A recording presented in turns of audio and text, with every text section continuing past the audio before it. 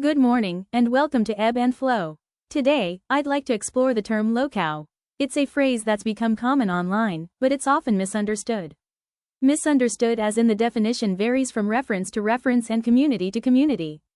We'll start by looking at what the term means. Then I'll share some of my own observations about the traits and behaviors that are often associated with what many people consider to be a typical low-cow. So grab a cup of coffee, settle in, and let's get started. According to ChatGPT, a low-cow is an internet slang term for someone who repeatedly becomes the target of online ridicule because of their own public behavior. They often respond to criticism or create ongoing drama, which encourages more attention, commentary, and trolling. The term is derogatory and is commonly used in online communities that follow internet personalities. While that definition may be somewhat oversimplified, I think it provides a common foundation we can all agree on. The name itself comes from the idea that these individuals provide a seemingly endless supply of lols, laughs, for spectators. Like a cow that can be milked over and over, a low-cow continually generates new material through their own actions and reactions. Is there a difference between a low-cow and a horror cow? Absolutely, although some people seem to straddle the fence and display characteristics of both.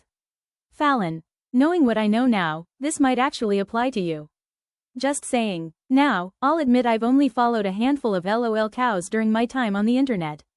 Even so, I've noticed a number of similarities that seem to appear again and again. In my opinion, they lie, and often compulsively.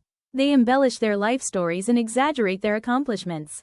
They constantly name drop, as though someone else's success somehow makes them more relevant. They generally have very little self-awareness. They project a lot and blame everybody but themselves for the misadventures they find themselves in. Poor me, always the victim. Some know they're considered LOL cows and actually lean into the notoriety. They don't care whether the attention is positive or negative, as long as the views, engagement, and donations keep coming. Others will spend their own money simply to be noticed. Personally, I find that a little sad. They overshare intimate details of their lives that most people have no business knowing. The phrase, too much information, doesn't seem to exist in their vocabulary. They often act as though they're better than everyone else and carry a strong sense of entitlement, especially if they come from a wealthy family or are connected to someone who is. And finally, many seem to have no filter whatsoever. Their language is often so foul that you'd think they were trying to set a new record for profanity. These are simply my observations based on the personalities I've watched over the years. Your mileage may vary, but I suspect many longtime internet observers have noticed some of these same patterns. I will definitely expand on this in the future. But for now I need to close. Before I do though, I would like to thank everybody for stopping by and hanging out for a few. If you like the content, please like and subscribe. I'll see you next time.